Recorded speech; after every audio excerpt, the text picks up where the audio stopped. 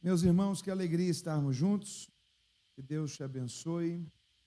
Eu quero te cumprimentar com a paz do Senhor, a você que está no culto presencial, a você que está no culto online. Que bom poder estar retornando a esta casa, desfrutando da bênção da companhia de vocês.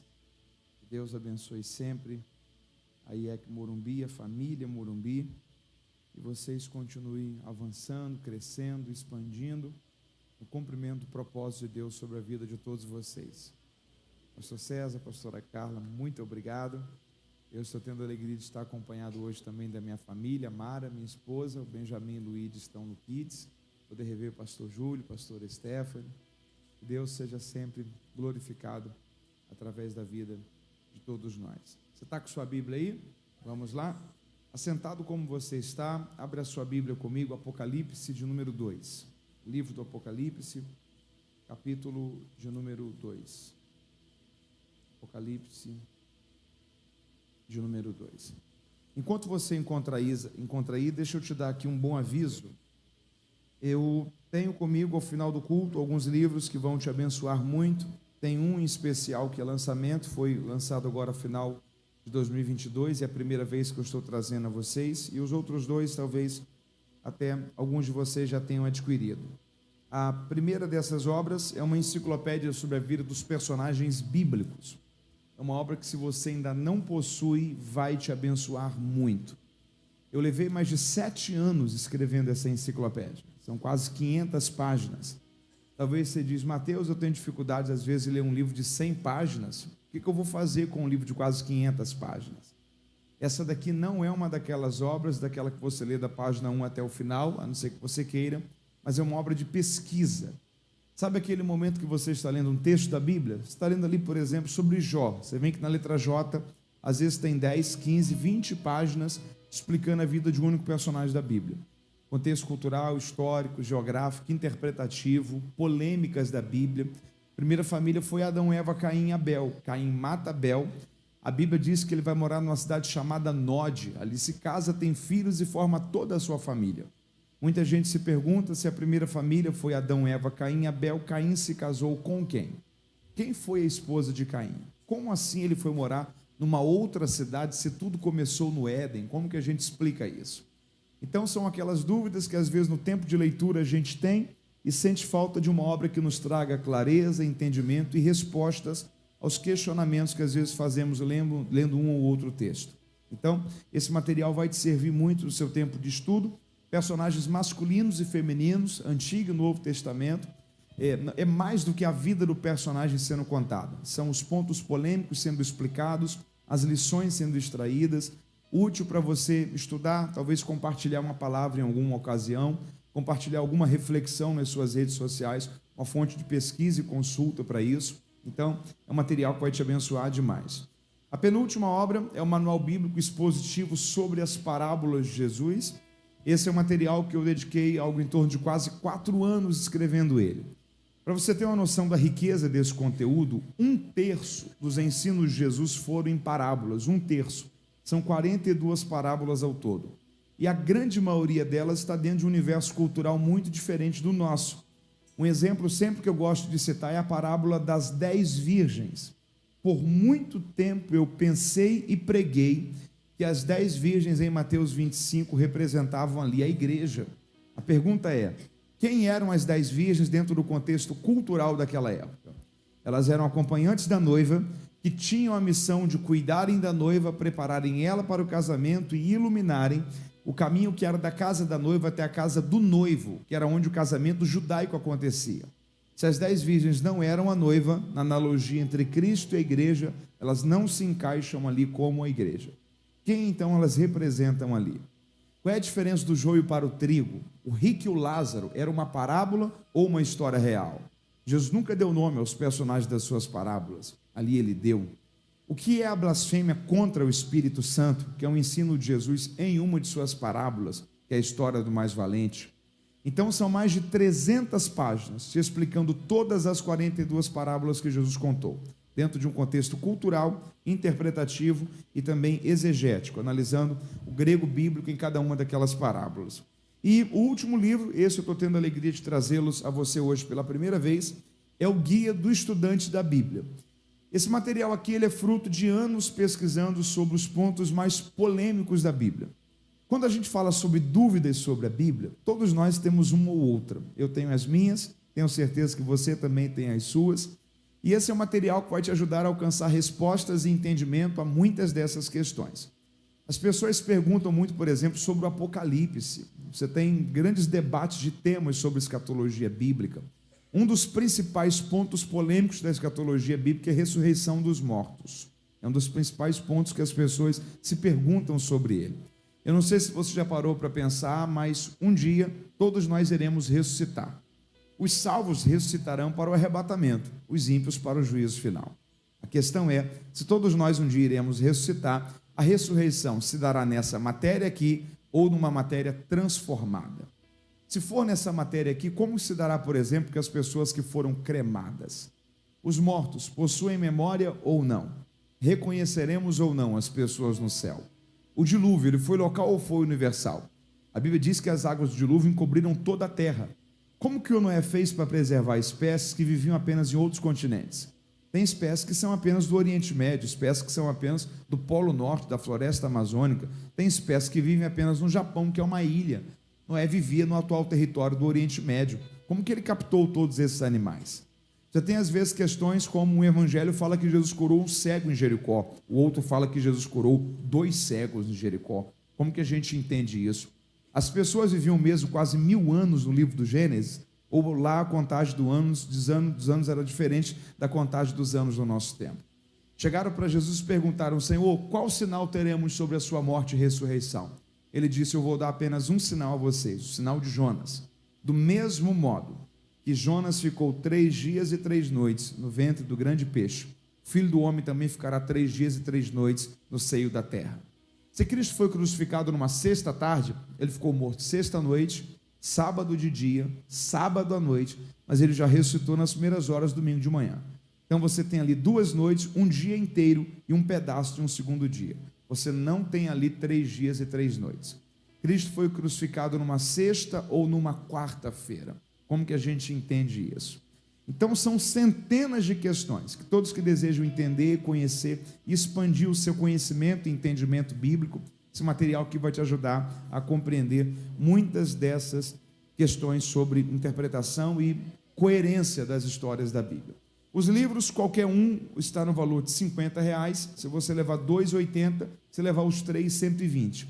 Você tem nos 3 aqui aproximadamente 1000 páginas de comentários e explicações bíblicas. São mais de 12 anos de escrita, pesquisa e produção literária. Então, é um material que vai te ser muito útil, vai abençoar você e toda a sua família. Você pode parcelar sem juros no cartão ou adquirir ainda por débito ou Pix. Passe lá, vai te abençoar, vai te servir bastante. Você me entendeu? Diga amém.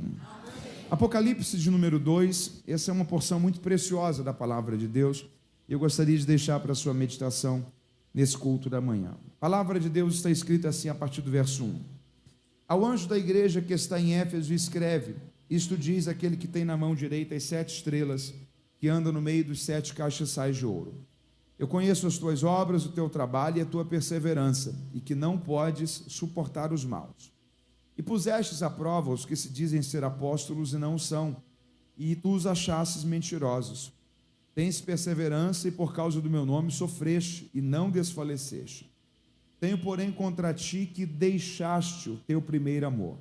Lembra-te de onde caístes, arrepende-te e volte à prática das primeiras obras. Se não te arrependeres, brevemente virei a ti e removerei do seu lugar o teu castiçal, se não te arrependeres. Tens, porém, a teu favor que odeias as obras dos nicolaítas, as quais eu também odeio. Quem tem ouvidos, ouça o que o Espírito diz às igrejas. Ao que vencer, dar-lhe-ei a comer da árvore da vida, que está no meio do paraíso de Deus. E se você leu comigo, diga amém. Volte sua atenção e coração a essa palavra essa manhã. O livro do Apocalipse, ele por muitos de nós, às vezes, é um livro a ter evitado. Às vezes temos a sensação que a linguagem quase sempre futurística, simbólica, muito complexa, ela torna um pouco distante a realidade do conteúdo daquele texto, daquilo que a gente vive no dia a dia, na caminhada, na vida cristã. Mas a mensagem do Apocalipse não é para nos trazer medo, é para nos trazer esperança. É a convicção de que a história não está à deriva, mas que Deus está no cuidado, no controle de todas as coisas. O Dr. Billy Graham, ele tinha um comentário muito interessante. Ele dizia o seguinte: fique tranquilo, eu li a última página da Bíblia, tudo vai terminar bem. Então não é para você se desesperar, é para você ter paz e certeza de que Deus está conduzindo e muito bem a história. A primeira mensagem do livro do Apocalipse é uma mensagem de reciprocidade. O livro do Apocalipse é um livro relacional. Jesus tinha milhares de pessoas que seguiam ele diariamente. Dessas milhares, haviam 70 que eram discípulos, pessoas que ele conhecia, confiava, a ponto de enviá-los representando a si mesmo. Desses 70, ele escolhe 12 para que fossem apóstolos. Dos 12, tem 3 que são mais próximos. Qual o nome deles? Pedro, Tiago e João. Dos 3, tem um que era mais íntimo. Quem era? João. É muito curioso que, no momento que, humanamente falando, Jesus mais precisou de um amigo, qual foi o único discípulo que foi leal até o final? João. Qual foi o único discípulo que foi diante da cruz e não abandonou Jesus em momento algum? João. Judas trai, o Pedro nega, os outros 9 se escondem. O João, ele vai, ele está presente, ele não negocia lealdade, ele não negocia comprometimento, ele não teme consequências, ele está presente. O João foi um discípulo que honrou ao Senhor. Você pode repetir isso comigo? Diga: João foi um discípulo que honrou ao Senhor. Diga comigo: lealdade. Tem uma coisa muito interessante sobre honra. Honra não é o que você celebra na presença. Honra é como você se comporta na ausência. Ok? Honra não é o que você celebra na presença. Honra é como você se comporta na ausência. Na ausência, o Pedro negou. O Judas vendeu. Na presença, beijou. Tem até uma coisa muito curiosa sobre essa questão da declaração que o Senhor dá ali para o Judas. Porque em João capítulo 15, verso 15, Jesus olhou para os discípulos depois de 3 anos convivendo juntos e disse o seguinte: eu não vos chamo mais de servos, vocês alcançaram um nível especial. A partir de agora eu vos chamo de amigos, vos chamo de quantos tempo convivendo juntos? 3 anos. Quanto tempo? 3 anos depois eles saem da condição de servos e entram na condição de amigos. Jesus estava ensinando uma coisa para a gente: cuidado com quem você chama de amigo. Amigo é uma coisa muito preciosa. A Bíblia diz que amigo é alguém que você come 1 quilo de sal junto. Quem aí já fez comida em casa? Levanta a mão. Você tem lá 4 pessoas, 5 pessoas na sua casa. Você coloca qual quantidade de sal? Uma pitada, sim ou não? Divide aquilo ali para 5 pessoas. E às vezes, se é 5 pessoas, é 10 refeições. Olha a quantidade de sal que cada pessoa come. Imagina o tempo para você comer 1 quilo de sal. Amigo, você come 1 quilo de sal junto. 3 anos convivendo juntos. Jesus olha para os discípulos e fala: vocês alcançaram um nível especial. Vocês se tornaram amigos. Amigo no grego ali é philo, P-H-I-L-O. Era uma expressão muito nobre. Era da onde, por exemplo, você tinha a ideia de um amigo do noivo, que era alguém de alta confiança do noivo. Você tem, por exemplo, a ideia de filéu, que sai do termo filo do grego, que era um tipo de amor. Da onde vem a ideia, por exemplo, de filantropia, algo muito nobre, muito correto, muito generoso, muito puro. Só que em Mateus capítulo 26, depois que o Judas beijou a face do Senhor, o Senhor olhou para ele e falou assim: amigo, a que viestes? Para que você veio? Amigo ali no grego não é filo. Amigo ali no grego é etairos, com H. Mateus, qual que é a diferença no grego de filo para etairos? Filo é algo nobre, precioso, é amigo do coração. Etairos é um termo de conveniência, de cordialidade. Imagina se você está andando, por exemplo, na rua, você esbarra em alguém e derruba a bolsa da pessoa. Você fala assim: meu amigo, me perdoe. Você pega a bolsa e devolve a pessoa. Mas a pessoa é seu amigo? Você conhece ela? Já viu ela antes? Mas por que você chamou de amigo? Isso daqui é cordialidade, educação. Amigo, a que viestes? Etairos.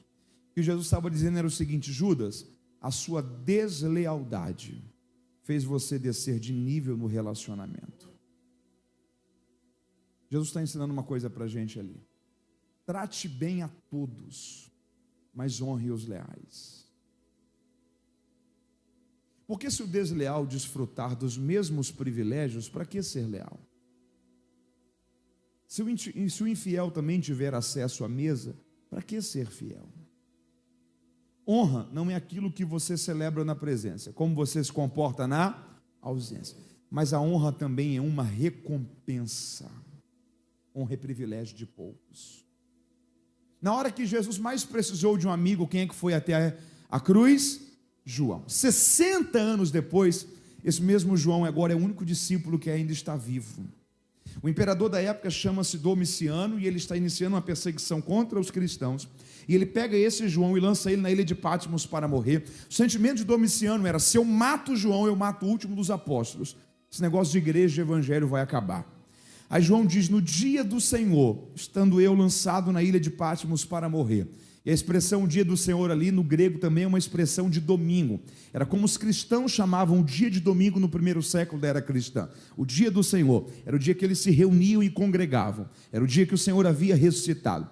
João diz: no dia do Senhor, estando eu na ilha de Patmos lançado para morrer, de repente eu vi por trás de mim um grande resplendor. E quando eu virei-me para ver quem falava comigo, eu vi 7 castiçais de ouro. Quando eu olhei no meio dos 7 castiçais de ouro, eu vi um semelhante ao Filho do Homem. Ele estendeu sobre mim a sua mão e ele disse: João, não temas, eu sou o primeiro e o último. Eu estive morto, mas hoje eu estou vivo. Eu tenho as chaves da morte e do inferno. E eu vim para te dizer: João, não temas, porque eu vou te revelar coisas extraordinárias que ao homem não é comum saber. Sabe quem é que estava ali em Patmos? Jesus, o Cristo. Quando João mais estava precisando de um amigo, Jesus estava ali presente. Sabe o que é curioso? Quando Jesus mais precisou de um amigo, João foi até o Calvário. Quando João mais precisou de um amigo, Jesus foi até Patmos, porque Jesus não abandona os seus amigos. Toda a honra, todo o cuidado, toda a lealdade, toda a sua fidelidade ao Senhor, isso lhe será recompensada de uma forma extraordinária e abundante, porque a honra não é apenas uma decisão, a honra também é uma recompensa. Nenhum dos outros discípulos viram Jesus depois da ascensão. Mateus não viu, Pedro não viu, Tiago não viu, João foi o único que viu, porque se você for leal, Deus te recompensará pela sua fidelidade em uma medida extraordinária sobre a sua vida. Você está entendendo isso e pode celebrar ao Senhor por isso essa manhã?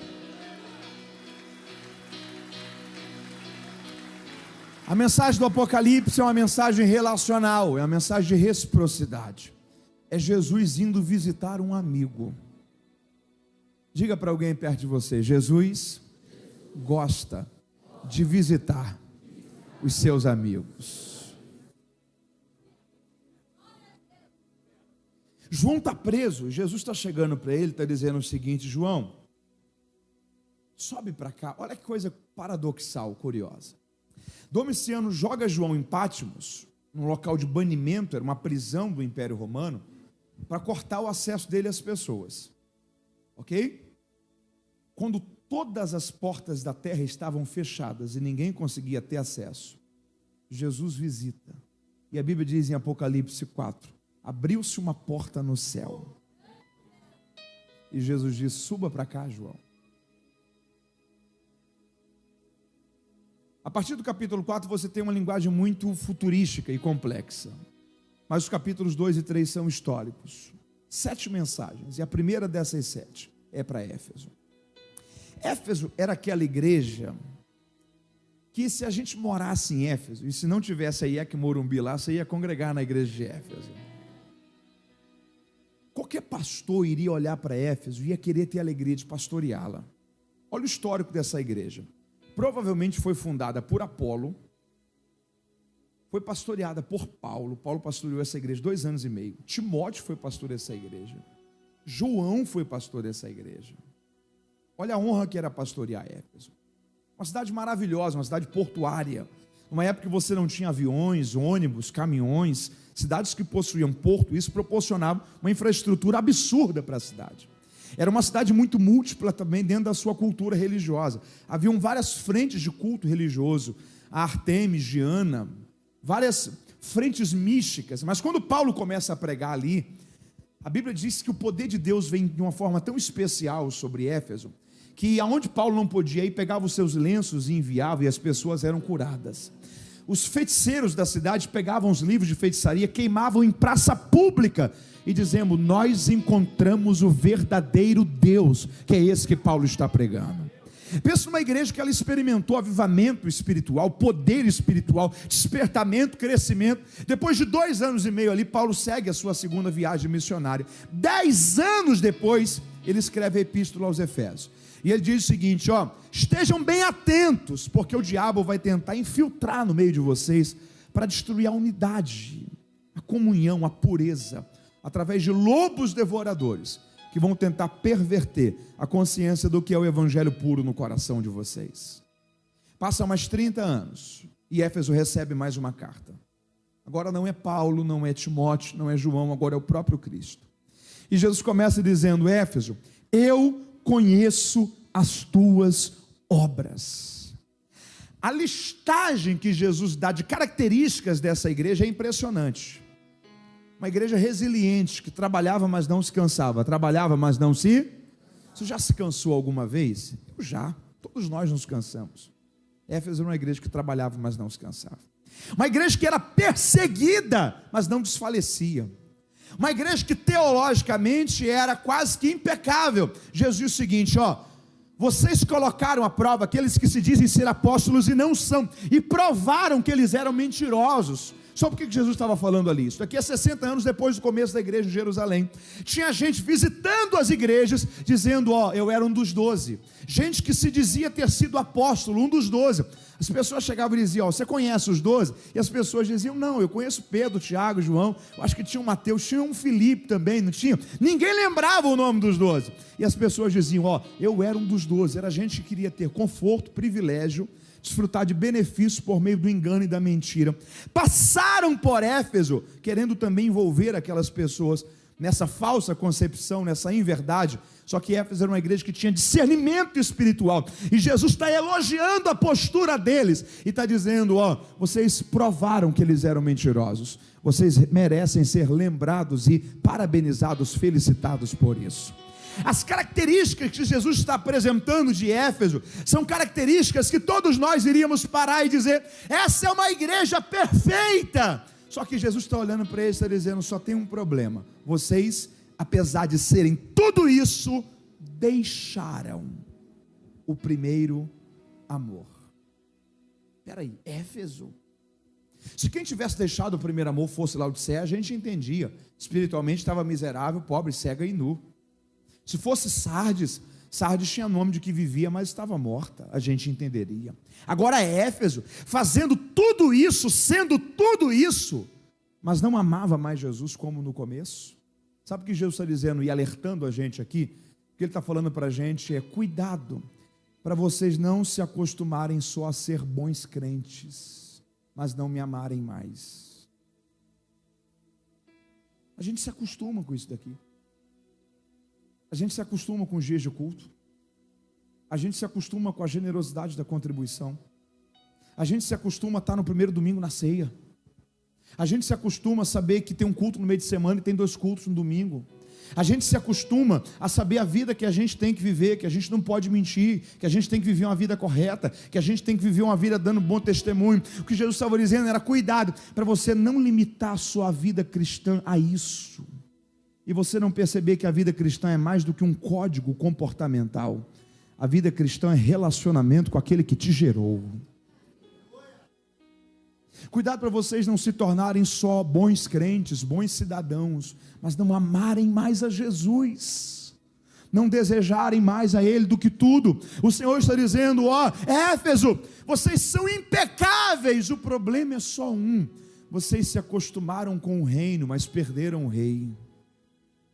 Vocês se acostumaram com uma boa logística de vida, mas vocês não amam mais como vocês amavam antes. Sabe o que é curioso aqui e perigoso? Quem aqui cresceu ouvindo que essa igreja perdeu o primeiro amor? Faz assim, já ouviu isso? O texto não diz perdeu, o texto diz deixou. Perder é acidental, deixar é intencional. É negligência voluntária, é abandono. O que Jesus está dizendo é o seguinte: o problema não é que vocês perderam da noite para o dia, vocês foram abandonando, só que vocês não reagiram. Vocês foram abandonando, só que vocês não lutaram contra. Vocês foram percebendo que a comunhão, a pureza, o temor não era mais agora como havia sido antes. Só que em vez de vocês pararem, acenderem a luz de alerta e dizer, ó, tem alguma coisa de errado na minha vida, na minha conduta, no meu coração, na minha pureza, no meu temor por Deus, e eu preciso melhorar isso. Vocês foram se adaptando e quando vocês perceberam, vocês haviam abandonado o primeiro amor por completo. O nome disso daqui é homeostase. Você pode repetir comigo? Diga homeostase. Com H, homeostase. Deixa eu te dar um exemplo de homeostase. Quem é que lembra daquela história de um sapo? Você pega uma chaleira de água fervendo e você coloca um sapo ali dentro. O sapo faz o quê? Pula. Mas se você colocar o mesmo sapo na mesma chaleira com a mesma água, mas em vez de quente, fria, ele se acomoda. E se você liga o fogo, a temperatura vai aumentando e ele morre queimado. Por quê? Por causa da homeostase.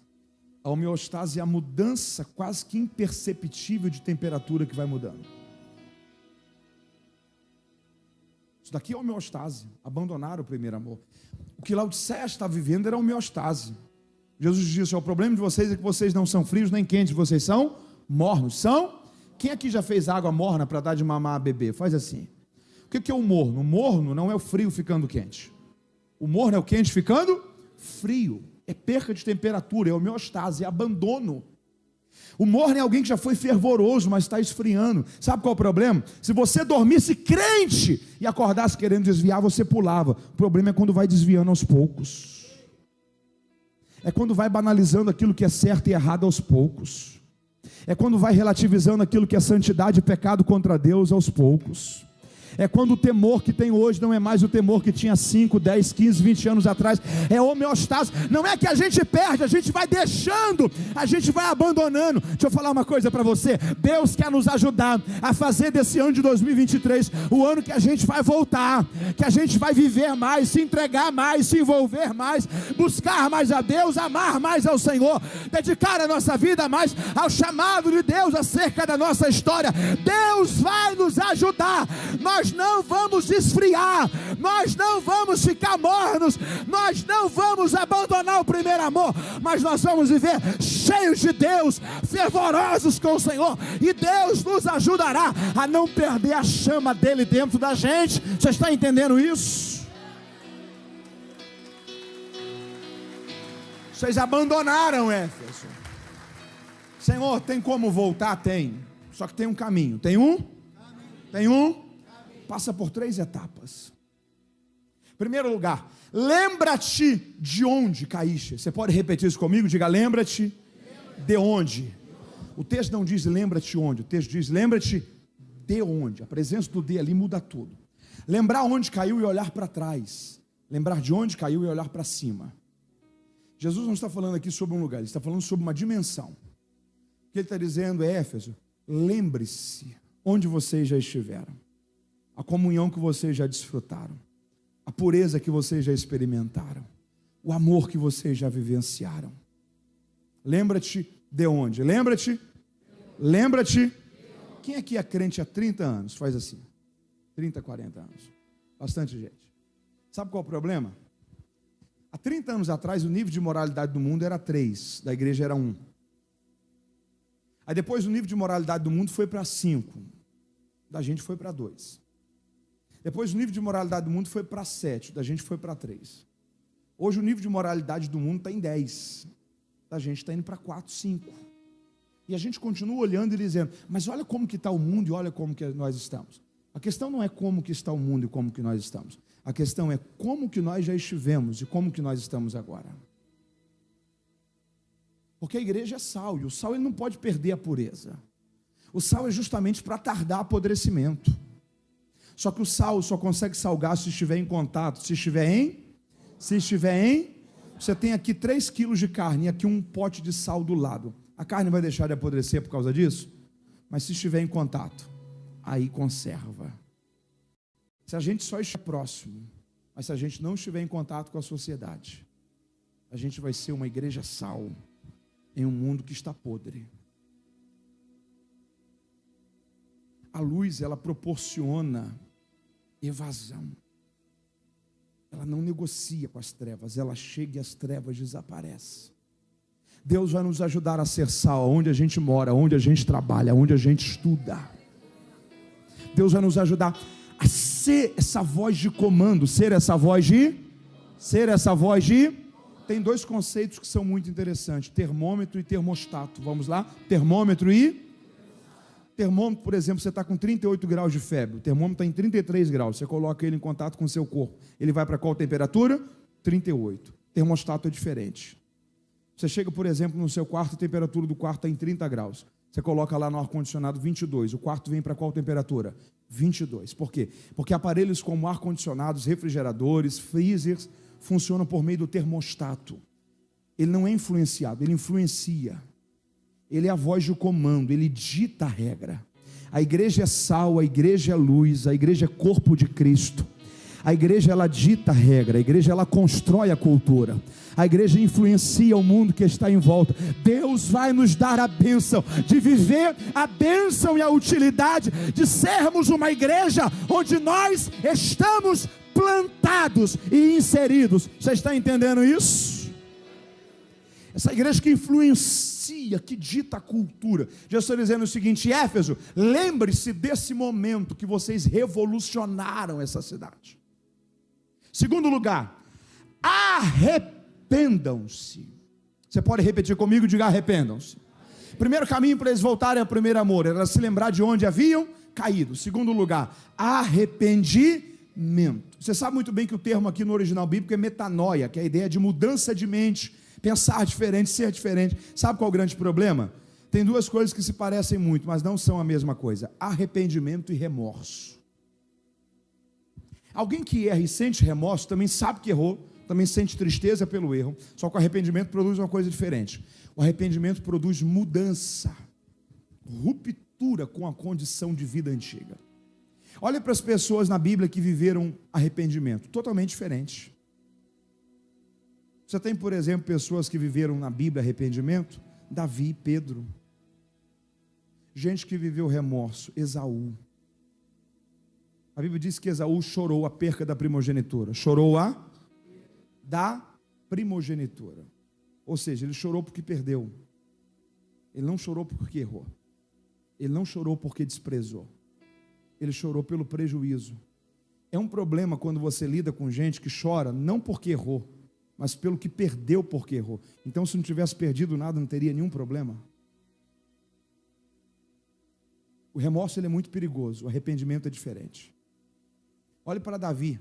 Quando Davi tem um problema com Batseba, na sequência ele escreve o Salmo 51. Ele diz: Deus, eu pequei. Se o Senhor quiser tirar o trono, a coroa, o status real, o Senhor pode tirar. Eu só peço uma coisa: não retires de mim o teu Espírito Santo. Restaura em mim a alegria da salvação e cria em mim um coração puro, cria em mim um coração. Há uma coisa curiosa ali, o verbo que ele usa no criar ali, no original bíblico, no hebraico, é bará. Há dois verbos no hebraico para criar. O que ele usa é bará, que é o mesmo que Moisés escreve no Gênesis, quando ele diz: no princípio criou Deus os céus e a terra. Qual é o diferencial de bará? Bará é criar do que não existe, do mesmo modo que Deus criou o mundo do que nada existia. Davi está abrindo o seu coração para Deus, ele está dizendo: Senhor, se o Senhor for encontrar pureza aqui dentro para criar um coração puro, o Senhor não vai encontrar. O pecado destruiu tudo, mas um coração que não tem mais pureza, cria um coração puro novamente, segundo a tua pureza. Renova em mim a alegria da salvação e não retires de mim o teu Espírito Santo. Qual é a prova que aquilo ali é arrependimento? É a vida de Davi. Nunca mais ele repetiu o erro. Olhe para Pedro. Pedro nega Jesus, mas a Bíblia diz: depois que nega, ele chora amargamente.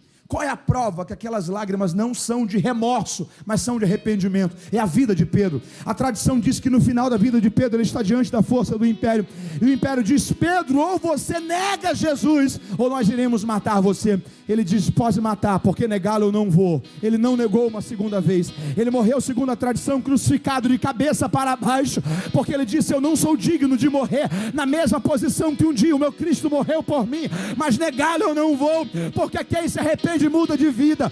Eu estou crendo aqui, profetizando uma palavra de Deus sobre a sua vida nesse ano de 2023. Será um ano de mudança. Deus vai te ajudar a não voltar aos mesmos erros, a não cometer as mesmas falhas. Deus vai gerar em você frutos de arrependimento para a glória do nome dele sobre a história da sua vida. Você pode celebrar o Senhor por isso essa manhã.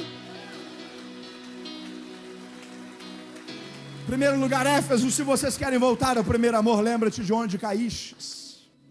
Segundo lugar, arrependam-se. Terceiro lugar, volte à prática das primeiras obras. Você pode repetir isso comigo? Diga: prática das primeiras obras. Olha que coisa curiosa. Eles haviam deixado o quê? Primeiro amor. Primeiro. Percebe que quando eles abandonam o primeiro amor, eles perdem a prática das primeiras obras? Quando eles abandonam o primeiro amor, eles não conseguem mais produzir as primeiras obras? Sabe o que Jesus está dizendo aqui para a gente? Sabe qual é o termômetro do amor? As obras. Quer ver alguém que ama Jesus? Analise as obras dele. Quer ver alguém que não ama Jesus? Analise as obras dele. Porque o termômetro do amor são as obras. Sabe o que é curioso aqui? Jesus está indo aqui na contramão de uma lógica natural da vida, quando ele dá essa terceira orientação para voltar ao primeiro amor. Porque uma das lógicas naturais da vida é a seguinte: sinto e faço. Sinto e. Quando você estava vindo para o culto, você sentiu calor ou frio. Você colocou ou um casaco ou uma roupa mais leve. Por quê? Porque você sentiu e fez. Daqui a pouco você vai sentir fome. Você vai fazer o quê? Almoçar. À noite, após o culto ou após um tempo com a sua família, você vai sentir sono. Você vai fazer o quê? Dormir. Por quê? Porque essa é uma lógica da vida. Sinto e, porque eles não sentiam mais o primeiro amor. Eles não faziam mais as primeiras. Jesus está dizendo o seguinte: não esperem voltar a sentir para voltarem a fazer. Como assim, Senhor? Não espere esse primeiro amor retornar para vocês voltarem à prática das primeiras obras. Volte agora. Retome agora. Restabeleça agora. Sabe o que Jesus está dizendo para Éfeso e para a gente essa manhã? Não deixe que a sua vida seja refém de sentimentos e emoções. Deus não quer que a gente viva refém de sentimentos e emoções. Na vida a gente tem duas escolhas: ou a gente se move por sentimentos e emoções, ou a gente se move por princípios de consciência de dever. A vida não tem a ver com aquilo que você está com vontade de fazer. A vida tem a ver com aquilo que você precisa fazer. A vida não tem a ver com sensações. A vida tem a ver com decisões. A vida não tem a ver com estou com vontade de fazer e vou voltar à prática das primeiras obras. A vida tem a ver com volte à prática das primeiras obras. Se você retomar o ritmo, isso vai te reconectar à essência do primeiro amor. A ordem é inversa. A ordem é. Você lembra quando Deus encontrou Josué no capítulo 1? Deus diz o seguinte: ó, esforça-te, tenha bom ânimo. Esforça-te, tenha. Uma das coisas que eu acho interessantíssima ali é que a prerrogativa para começo não foi bom ânimo. A prerrogativa para começo foi esforça-te.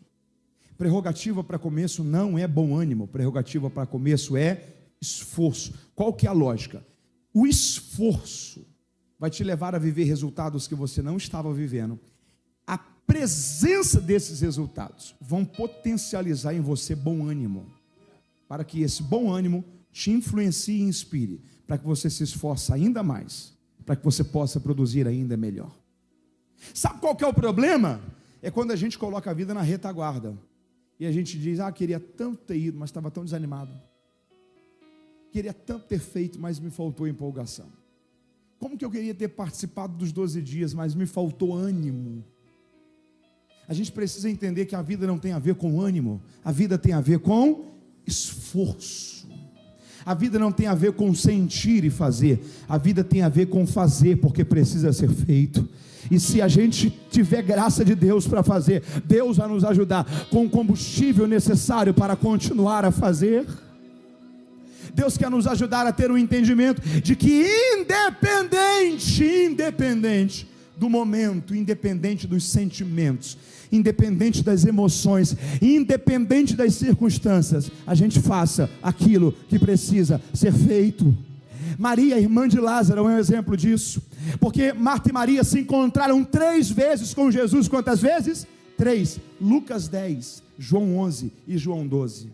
Em Lucas 10, Maria está feliz porque Jesus está na casa dela, e a Bíblia diz que quando ela encontrou Jesus, ela estava aos pés do Senhor, estava aos pés. João capítulo 11, Maria está triste porque Lázaro havia morrido e já estava sepultado. Ela está triste, mas ela, quando encontra Jesus, ela vai para os pés do Senhor. Em João 12 ela está restaurada porque Lázaro já havia sido ressuscitado. Só que quando ela encontra o Senhor, novamente ela vai para os pés do Senhor. Quando ela está feliz, ela está aos pés. Quando ela está triste, ela está aos pés. Quando ela está restaurada, ela está aos pés. Quando ela está com ânimo, ela está aos pés. Quando ela está pensando em parar, ela está aos pés. Porque não são as emoções que vão definir o seu ritmo e o seu posicionamento. Deus quer nos ajudar a seguir a caminhada que deve ser vivida, e isso nos ajudará a alcançar aquilo que é o propósito de Deus para a história da nossa vida. Você pode celebrar o Senhor por isso? A gente precisa tirar a vida do automático. Tem uma frase que eu li esses dias e eu tenho compartilhado elas em alguns locais. Deixa eu ler para você.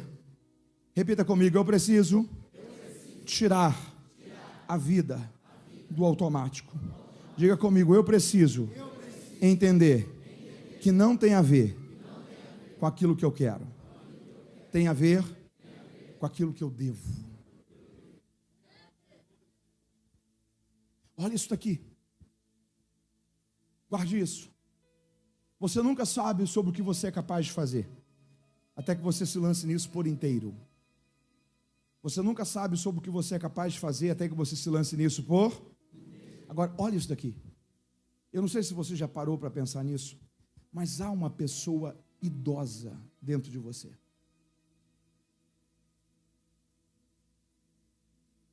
O problema é só um. Sabe daqui quanto tempo que você vai conhecer essa pessoa idosa? 30 anos. 20 anos. 40 anos. 15 anos. Vai ter um dia que você vai acordar e quando você for escovar os seus dentes e olhar no espelho, seu celular vai lembrar para você que naquele dia você está completando 70 anos de idade. Naquele dia você vai ver em você uma pessoa idosa. Aquela pessoa idosa que você vai ver daqui 30 anos, já está aí dentro hoje. Não decepcione essa pessoa com uma vida que só entregou a metade de tudo que poderia entregar hoje. Não tem a ver com o que eu quero ou não fazer. Paulo disse, Timóteo, sofre pois comigo as aflições como bom soldado de Cristo. Soldados não têm escolhas. A maior crise da nossa geração é que a maioria das pessoas recebeu Jesus só como Salvador, mas não como Senhor. Recebê-lo como Salvador é olhar para a cruz e saber que eu estou perdoado. Recebê-lo como Senhor é olhar para a mesma cruz, tomar a minha e entender que não é mais a minha vontade, é a dele. Não tem a ver mais com o que eu quero, é o que ele quer. Não sou eu que sou o Senhor. Eu fecho essa mensagem agora para orarmos. Deus trouxe um entendimento ao meu coração nesse tempo de pandemia. Eu estou falando sobre não desperdiçar a vida. Você pode repetir isso comigo? Diga não desperdiçar a vida. Diga comigo, fazer o que deve ser feito, independente se queira ou não. É isso que Jesus está falando para Éfeso. Volte à prática das primeiras obras. Não tem problema se você não está sentindo o que você sentia lá atrás. Não espere voltar a sentir para voltar a fazer. Volte a fazer.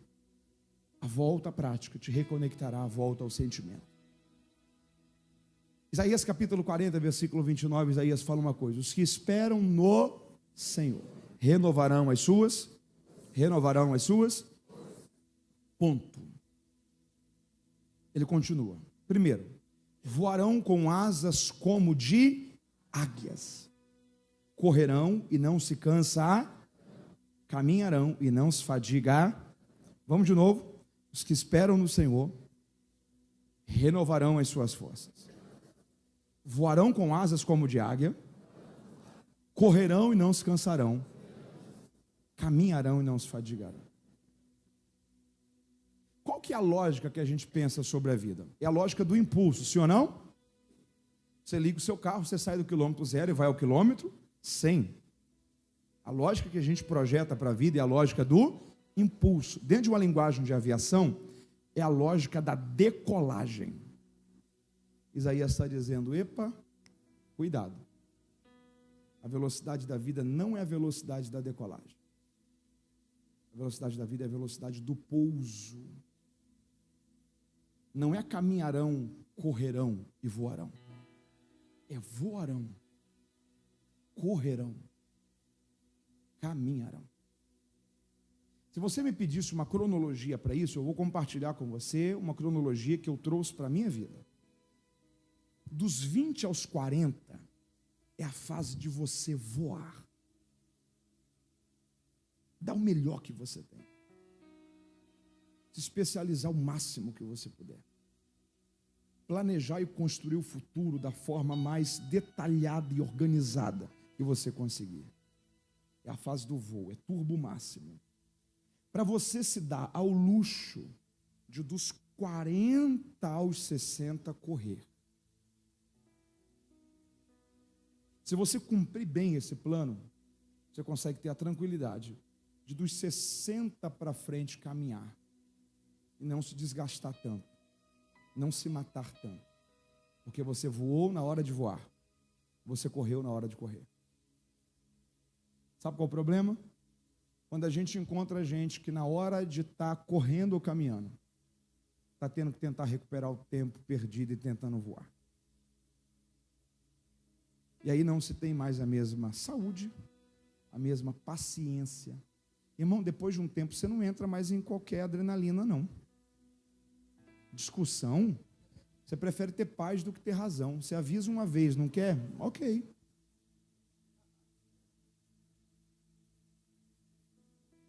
Depois que chegam os netos é pior. Tem a vovós aí? Você não quer mais briga com ninguém. Papai fala uma coisa, papai fala assim, Mateus, eu quero sossego. Tem uma coisa que o papai ama, é o sofá da casa dele.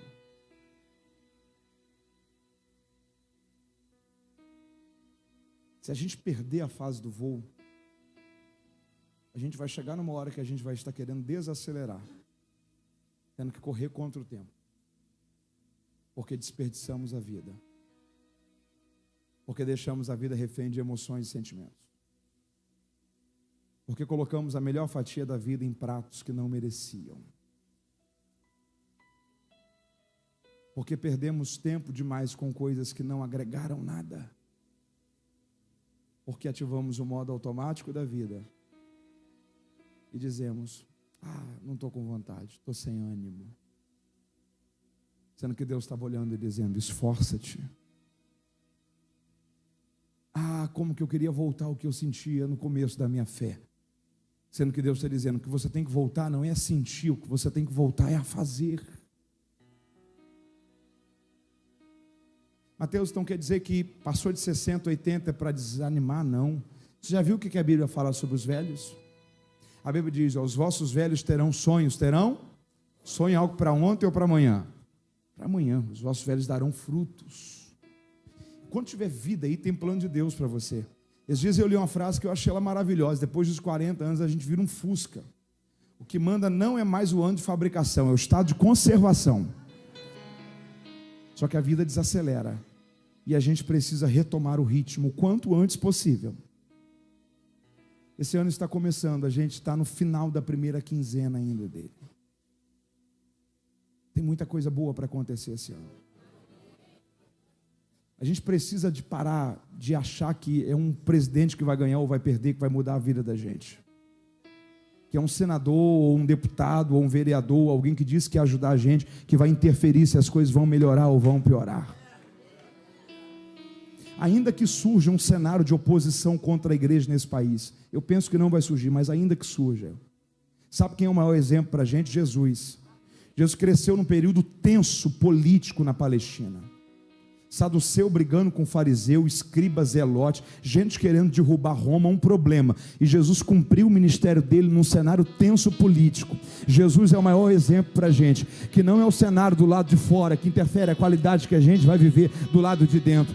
Nós não somos pessoas de ministérios termômetros, nós somos pessoas de uma caminhada termostata. Deus vai nos dar graça de impor o ritmo, de influenciar a cultura, de mudar a realidade. Nós não vamos viver reféns de sentimentos, de emoções, de contextos externos. Deus vai nos dar a graça de caminhar por convicções, por deveres e por princípios, e Deus nos ajudará a viver uma história, um futuro extraordinário para a glória dele em nossa vida. Você pode louvar a Deus por isso?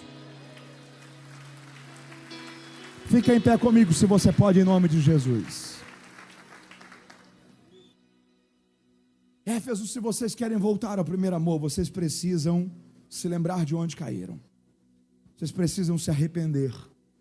E vocês precisam voltar à prática das primeiras obras. Aproveite que está no começo desse ano e faça uma lista. Um dos principais nomes da história do cristianismo chamou-se Jonathan Edwards. Ele foi pastor em Northampton, no estado de Massachusetts, Estados Unidos. Eu e a Mara, nós tivemos a alegria de visitar a igreja que ele pastoreou há uns 4, 5 anos atrás. Ele foi um dos homens da história mais impactante, mais inspiradora. E toda a vida dele ele regeu através de algo que foram como definições. Ele chamava de resoluções. Ele fez uma tabela de princípios pessoais, e toda semana ele relia aquilo ali. Se você quiser até talvez tomar isso por base, tem um livro chamado As Resoluções de Jonathan Edwards. Você tem todas as leis que ele estabeleceu para reger e organizar a vida dele diante daquilo ali. Leis como, por exemplo, nunca farei algo que eu não faria se eu soubesse que eu estivesse a 2 minutos de morrer. Então, ele submetia a vida dele àquilo ali, para ele viver uma vida correta, consagrada, regrada, temente a Deus, uma vida que não desperdiçava a vida. Faça isso esse ano. O problema da gente não é que a gente não sabe o que a gente tem que fazer, o problema da gente é falta de coragem para fazer. Saber a gente sabe. Organize quais são os sonhos, que você vai vivê-los ao invés dos medos. Organize quais são os planos, aquilo que você tem como a última coisa que você pensa antes de dormir, a primeira coisa que você pensa quando você acorda. Que você olha para o futuro e você diz: eu não quero terminar os meus dias sem que isso se torne real e existente. Traga isso como prioridade, mas não deixe a falta do que eu sinto impedir a falta do que eu devo fazer. Você está entendendo isso? Que Deus alinhe o seu coração, a sua vida com isso. Para a gente viver não movido por emoções ou sentimentos, mas para a gente viver movido por princípios e convicções. Isso é coisa de gente madura. Isso é coisa de gente que agrada a Jesus. Você pode colocar a sua mão no seu coração? Senhor, nós te damos graça. Tu és poderoso e a tua palavra é preciosa e completa. Senhor, toca o coração de quem ouviu, no culto presencial, no culto online. Senhor, não deixe ser mais uma palavra, mais uma mensagem, mas faz essa palavra ser uma virada de chave na vida dessa pessoa. E ajuda essa pessoa a viver um tempo incrível, extraordinário, como fruto das decisões que serão feitas a partir desta manhã.